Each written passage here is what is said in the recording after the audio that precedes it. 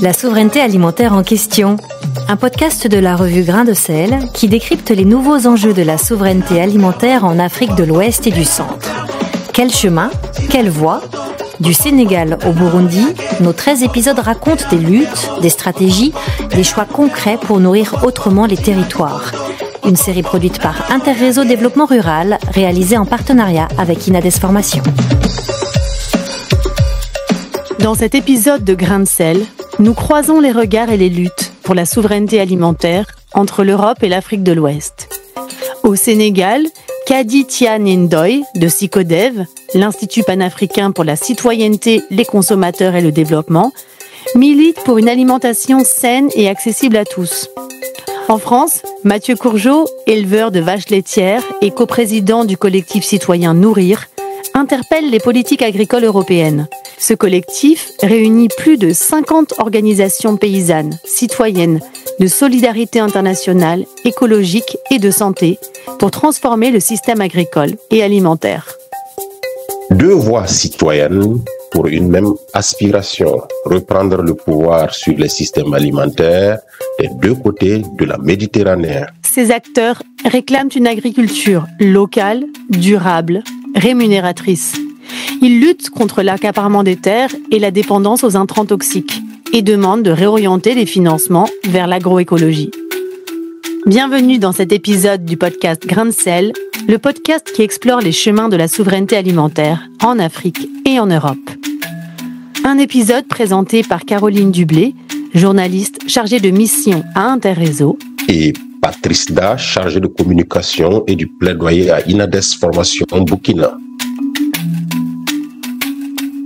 Une première question que je voudrais vous poser à tous les deux, c'est quelle est votre approche de la souveraineté alimentaire et quel rôle joue ce concept dans les combats et les actions que vous menez ? Kadi Ndoye. SICODEV Afrique, d'abord, c'est une organisation de développement, c'est une organisation de plaidoyer et de défense des consommateurs, avec un accent particulier pour les consommateurs les plus vulnérables. Et parmi l'une de ces missions, c'est de faire en sorte que l'accès aux services sociaux de base puisse être favorable à toutes les communautés. Et donc, dans cet accès-là, la question de l'alimentation est assez importante. Et pour nous, la souveraineté alimentaire permet justement de maîtriser tous les maillons du système alimentaire et surtout de le contrôler. Donc, comme c'est des communautés qui sont assez vulnérables, le fait de prendre la souveraineté alimentaire et le mettre au cœur du processus permet justement une maîtrise totale de ce système alimentaire-là, du champ à l'assiette par toutes les communautés. Donc, en plus de cela, pour SICODEV fait la promotion de la souveraineté alimentaire car il représente justement une voix pour les communautés qui aujourd'hui font face à une forte dépendance aux produits importés, aux intrants chimiques, à la cherté des produits. Et donc, le fait de repartir, de recentrer toutes ces actions autour de la souveraineté alimentaire permet aujourd'hui de pouvoir faire face à tous ces défis. Et donc, au-delà de cela, c'est une orientation aussi politique de l'organisation qui, justement, veut mettre en relation l'agriculture, l'environnement, la question de la nutrition, mais aussi les droits des citoyens. Mathieu Courgeot, est-ce que au sein du collectif Nourrir, votre définition converge avec celle de SICODEV Africa? La définition de la souveraineté alimentaire que l'on porte, c'est bien celle qui a été portée par Via Campesina, donc autour du droit des peuples à définir leur propre système agricole et alimentaire. Donc voilà, nous c'est ça qu'on porte, et donc ce qui peut se traduire à différentes échelles, à l'échelle évidemment internationale, et puis si on redescend à l'autre bout, plutôt au niveau local et français, on a des vraies revendications autour d'une loi cadre sur l'alimentation pour justement essayer de faire en sorte que ce droit à l'alimentation devienne réalité. En France, malgré qu'on soit une des premières puissances mondiales, une des nations les plus riches, on a quand même 16% de notre population qui n'ont pas accès à l'alimentation tous les jours. Et donc c'est quand même un scandale absolu, hein. Enfin, y compris moi en tant qu'agriculteur, producteur de nourriture, enfin voilà, ça me scandalise tous les jours quand je vois ça dans un pays aussi riche que le nôtre. Et puis après, on a quand même toute une série de dispositifs plutôt au niveau local autour des programmes alimentaires territoriaux. Enfin, on a un certain nombre de dispositifs qui existent ou existent à peine et qui mériteraient d'être largement renforcés, qui portent à la fois sur une réorientation des systèmes agricoles et de donner aussi plus de poids aux citoyens dans la chose publique pour décider de leur alimentation et de leur territoire. En France, en septembre 2024, le ministère de l'Agriculture s'est rebaptisé ministère de l'Agriculture, de la souveraineté alimentaire et de la forêt. En quoi la définition du gouvernement s'oppose-t-elle à la vôtre ? Il fallait assurer la souveraineté alimentaire de la France. Donc ce sont les acteurs majoritaires qui ont porté ce sujet-là, entendu comme étant souveraineté alimentaire, entendu comme étant une augmentation des rendements, une augmentation de la production pour effectivement nourrir le monde en fait. Et donc ce en quoi nous on se dit mais non en fait revenons à la véritable définition de la souveraineté alimentaire qui est vraiment une question de droit en fait, du droit des peuples à définir leur système alimentaire, à définir leur système agricole, et donc derrière avec une notion de démocratie très forte, de choix des citoyens, et qui là été dans cette nouvelle définition de la souveraineté alimentaire en France qui a été totalement occultée pour simplement faire droit à des logiques économiques d'autosuffisance. Ce débat-là s'est conclu sur la loi d'orientation agricole l'année dernière en France, qui a consacré une définition de la souveraineté alimentaire, donc gravée dans la loi, qui est vraiment sur cette logique productiviste. Voilà, il faut absolument produire plus dans les cas des importations et éventuellement produire plus aussi pour exporter, pour nourrir le monde. Et donc on est vraiment resté sur cette logique-là, qui est simplement une logique économique et qui est pas une logique de démocratie et de droit pour à la fois les paysans et les citoyens à disposer de systèmes agricoles et alimentaires de qualité.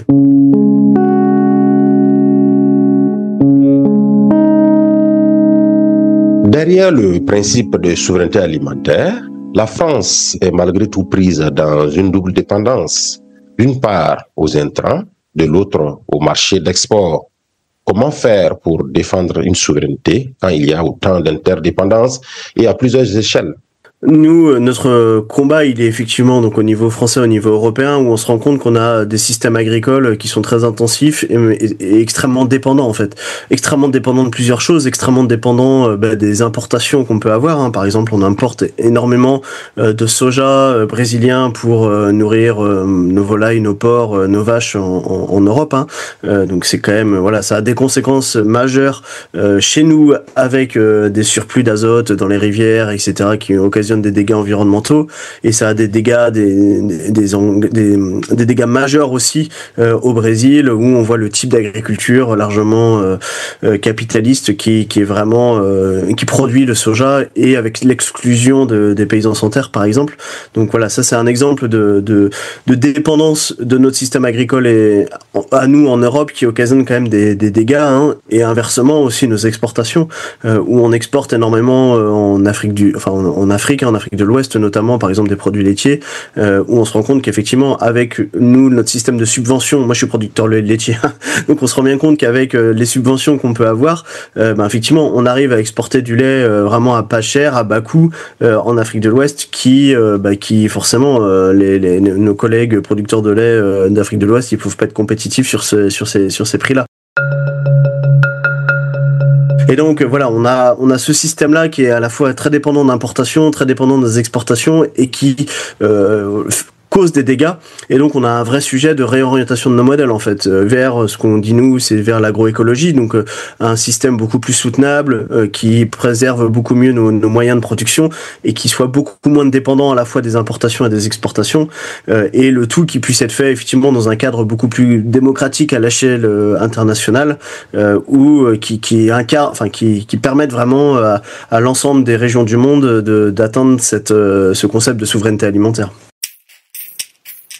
Qu'a dit Tian Ndioye, à l'inverse, on voit le Sénégal qui a inscrit la souveraineté alimentaire au cœur de ses priorités, avec une approche orientée vers des systèmes alimentaires endogènes. Cela change tout ?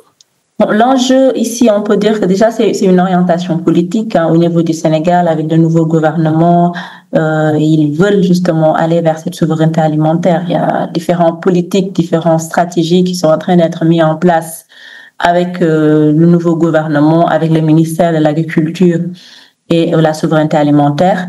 Et donc, au-delà d'être un enjeu politique, c'est aussi un enjeu de survie, je dirais, pour les communautés qui sont à la base et qui luttent quotidiennement pour avoir accès à des aliments sains, nutritifs et diversifiés. Et quelle est la place de l'agroécologie dans cette stratégie?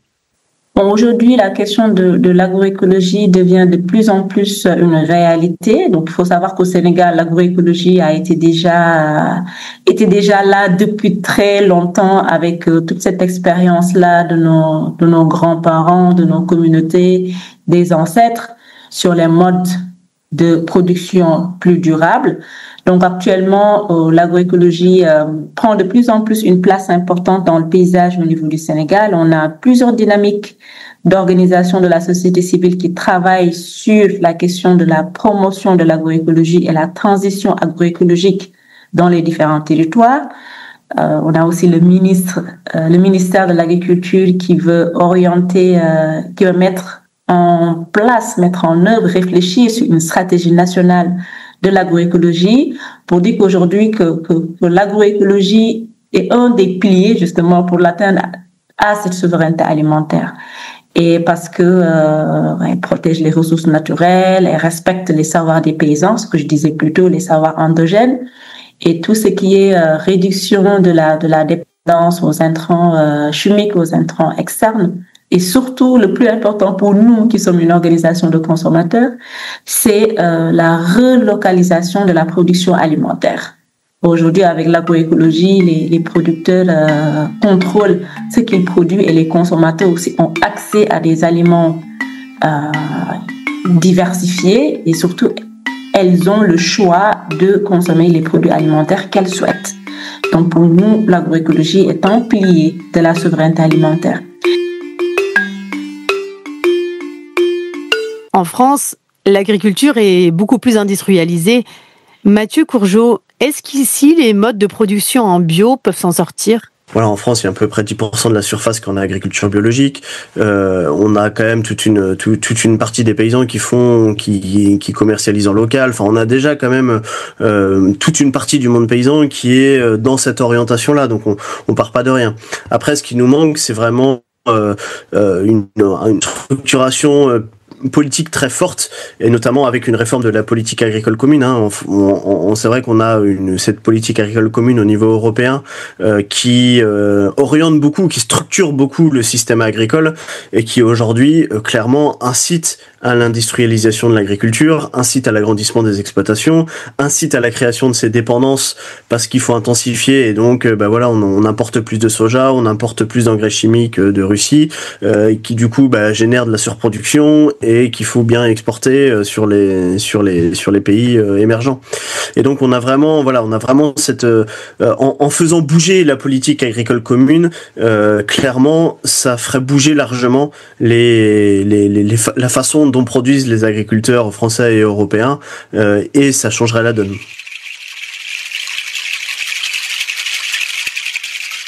En attendant de pouvoir faire bouger les lignes des politiques agricoles, comment replacer le débat au niveau du citoyen et redonner du pouvoir aux consommateurs? Il y a une idée forte qui consiste à dire, mais en fait, les consommateurs, ils ont le choix, et quand ils vont dans les supermarchés, ils ont le choix des produits qu'ils peuvent consommer, et donc, s'ils veulent consommer des produits bio, des produits plus durables, des produits plus locaux, en fait, ils le peuvent. Et donc, s'il y a pas d'évolution des modes de consommation, en fait, on peut rien faire, on peut pas modifier les systèmes agricoles, etc., etc. Et donc, nous, on s'inscrit en faux vraiment sur cette idée-là du pouvoir du consommateur, pour rappeler qu'effectivement il y a tout un cadre aussi qui limite fortement les évolutions de consommation. En premier lieu, les inégalités de richesse, où il y a quand même une grande partie de la population, y compris en France, qui est très pauvre et qui n'a pas accès à l'alimentation, et encore moins à l'alimentation de qualité. Il y a une question aussi sur l'offre, où effectivement les produits en circuit court, ils sont pas forcément accessibles partout. On voit bien que il y a quand même un certain nombre de territoires où l'activité agricole est en diminution forte, et du coup aussi l'activité de transformation de nos produits à nous agriculteurs consommateur, l'activité de distribution. Et donc on voit bien qu'il faut vraiment sortir de cette logique du consommateur roi pour vraiment redéfinir la structuration des systèmes agricoles et alimentaires qui se fera par des politiques publiques. Et donc dans ce cadre-là, c'est vrai que les outils comment est-ce qu'on arrive aussi à redonner du pouvoir, par exemple, aux communes, aux collectivités communes, aux territoires sur cette question sur cette question alimentaire. Pour l'instant, ils en sont largement dépourvus en fait, est sans doute une clé majeure pour se réapproprier notre système agricole et alimentaire. Et pour vous, Kadi, selon votre expérience en Afrique de l'Ouest, cela passe aussi par une prise de conscience, de sensibilisation des consommateurs? Donc, en tant qu'organisation de consommateurs, nous, on sait que les consommateurs ont quand même un pouvoir d'influencer, un pouvoir d'influence qui est souvent très sous-estimé parce que justement, ils ne savent pas qu'ils sont capables d'inverser la production, l'offre alimentaire. Et donc, en faisant en sorte que ces consommateurs-là puissent être suffisamment sensibilisés, éveillés, pour qu'ils puissent comprendre que, justement, les choix alimentaires qu'ils font ont des conséquences sur des actes politiques et que, justement, que ces choix-là peuvent avoir de l'influence. Nous, on travaille, en fait, pour inverser ça. On travaille pour appuyer les consommateurs, les éveiller, en faisant en sorte que, justement, les choix des denrées alimentaires puissent s'orienter vers des produits locaux, puissent s'orienter vers des aliments de saison, vers des produits agroécologiques, et que ça puisse aussi créer une demande de marché qui soutient la production locale. Et donc, avec toutes nos actions de communication, d'information, de sensibilisation, d'éveil qu'on fait près des communautés, aujourd'hui, les consommateurs savent qu'ils ont ce pouvoir-là et qui sont capables justement d'inverser l'offre alimentaire. Quel type d'action mettez-vous en place? On travaille beaucoup sur un plaidoyer institutionnel pour justement intégrer la consommation locale dans les politiques d'approvisionnement, notamment la cantine scolaire, les restaurations collectives. Et donc ça, c'est toute la bataille de SICODEV pour accompagner le gouvernement à ce que là où il y a des politiques, qu'on puisse privilégier les produits locaux et les produits agroécologiques. On travaille vraiment avec les communautés à la base pour les informer, pour les sensibiliser sur les arguments nutritionnels. Donc, on sait que c'est ces personnes qui sont très vulnérables et lorsque elles sont malades, elles tombent malades à cause d'une mauvaise alimentation, elles auront du mal justement à se soigner. Et donc, l'argument nutritionnel devient quand même assez important dans nos actions de communication auprès de ces ménages. On fait aussi des actions de communautaires directes, c'est-à-dire que c'est des ateliers de préparation culinaire, de cuisine locale, de vraiment faire en sorte que les consommateurs puissent manger autrement avec les produits locaux. C'est des animations dans les différentes écoles en faisant en sorte que les élèves puissent prendre en compte cette question, cette dimension alimentation saine et qu'ils puissent sensibiliser leurs pairs, donc à travers des sketchs, des animations, des dessins.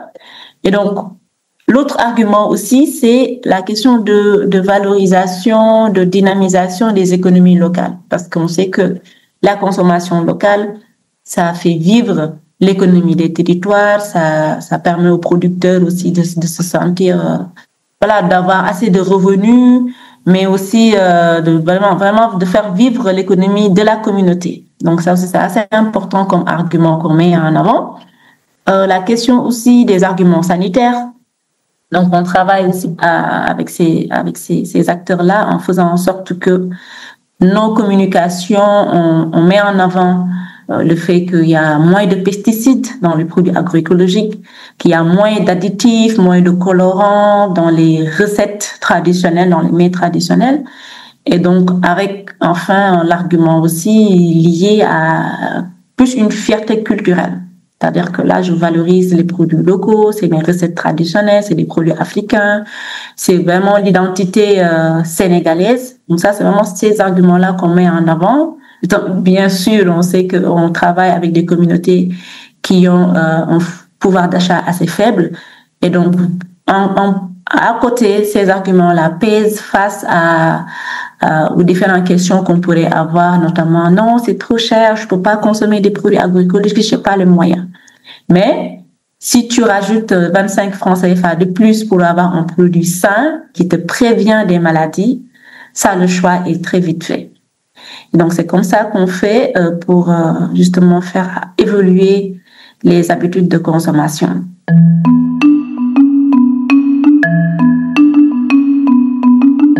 Mathieu Courgeot, quand vous voyez cet engouement pour le consommer local en Afrique de l'Ouest, cela vous inspire pour l'Europe ? Si on veut redonner du sens au produire local, au consommer local, c'est tout un système agricole qu'il faut repenser ? En fait, c'est vraiment cette logique-là de compétition au plus bas prix qu'il faut vraiment casser.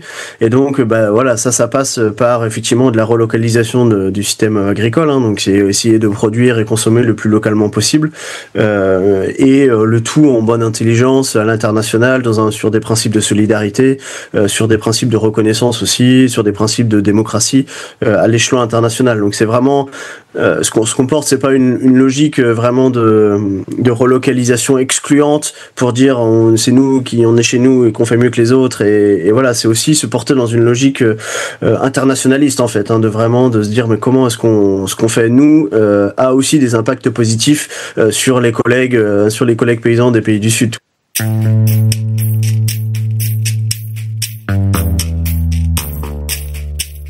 Et justement, comment orienter les politiques agricoles des pays européens pour minimiser leur impact négatif sur les pays du Sud ? Par exemple, quand on demande des réformes de la politique agricole commune, de vraiment travailler sur cette question des dépendances, par exemple, de se dire en fait si on veut avoir une agriculture européenne qui impacte le moins possible négativement les agricultures du Sud, il faut absolument travailler à la réduction de nos importations de soja ou à la réorientation de notre agriculture pour qu'elle soit moins dépendante des exportations de poudre lait ou de céréales, par exemple, et donc parce que ça a des impacts négatifs sur les pays du Sud, quoi. Et heureusement, ça coïncide avec ce qu'il faut faire aussi pour mieux préserver l'environnement au niveau national. Mais voilà, en tout cas, c'est vraiment ces approches-là croisées qu'on essaye d'avoir. De pas avoir seulement des propositions pour préserver les oiseaux des champs en agriculture, mais aussi d'avoir ce souci-là de la répercussion des propositions qu'on peut faire à l'international. On assiste à une mobilisation citoyenne sans précédent en France contre la loi du plomb. Vous pensez qu'il y a un réveil démocratique agricole en France ? Ça signe vraiment plusieurs choses. Il y a quand même une première chose qui est autour des pesticides, où il y a vraiment un rejet massif dans la population de toujours plus de pesticides. Hein. Donc ça, voilà, plutôt sur des problématiques de santé, etc. Donc ça, c'est un point vraiment très clivant dans cette loi du plomb. Je pense que les citoyens aussi ont bien compris que cette loi, elle n'était pas pour répondre aux colères des agriculteurs qui sont exprimées l'hiver dernier, où il y a eu beaucoup de mobilisation partout en France et en Europe, qu'en fait cette loi, elle était seulement au service de quelques pourcents d'agriculteurs et les plus gros, etc. Donc et d'une agriculture plutôt intensive. Et donc je pense que tout le monde a compris que c'était pas une loi en réponse à la colère légitime des agriculteurs. Il y a un vrai engouement pour ces sujets-là dans la société. Et donc effectivement, moi je crois qu'il y a un enjeu majeur à faire en sorte que nos politiques entendent cette demande et le concrétisent à la fois en espace de dialogue au sein de l'Assemblée nationale, dans les territoires, et en loi qui permettent aussi de dépasser cette espèce d'opposition feinte là qu'on veut nous faire croire entre écologie et agriculteurs, et pour justement faire en sorte d'avoir des politiques qui réconcilient tout ça et qui permettent justement de faire évoluer notre agriculture, notre alimentation et de redonner des perspectives aux agriculteurs. Merci beaucoup à Kadi Tianjoy de Sicodev et Mathieu Courgeot du collectif Nourrir pour ce regard croisé entre l'Europe et l'Afrique de l'Ouest. Ces échanges nous montrent que la souveraineté alimentaire ne se décide pas uniquement dans les arènes politiques. Elle se construit au quotidien par celles et ceux qui cultivent, transforment, cuisinent et défendent une autre vision du monde. Merci pour votre écoute et à très bientôt dans Grain de sel. Tant qu'il y a la vie, il y a de l'espoir. Et nous voilà que Godot. Ce podcast a été réalisé par Interréseau en partenariat avec Inades Formation et avec le soutien de l'Agence française de développement. Musique originale de l'artiste togolais Winabé et son titre Mokpokpo. Création sonore Julio Arcalafanti. Retrouvez-nous sur www.inter-réseau.org pour écouter notre série complète et n'hésitez pas à nous écrire pour poursuivre la réflexion. Oh, mon âme,